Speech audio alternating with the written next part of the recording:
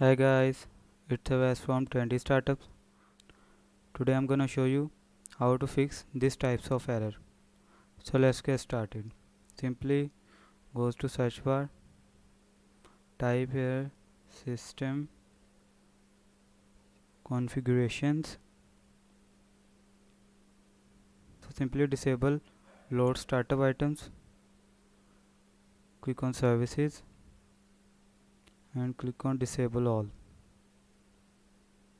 Click on apply and click on OK. Click on restart. Now here you can see our problem is fixed. By doing this process, it may fix your problem.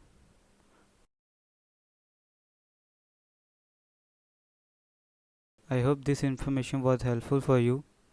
Thank you for watching. Have a good day.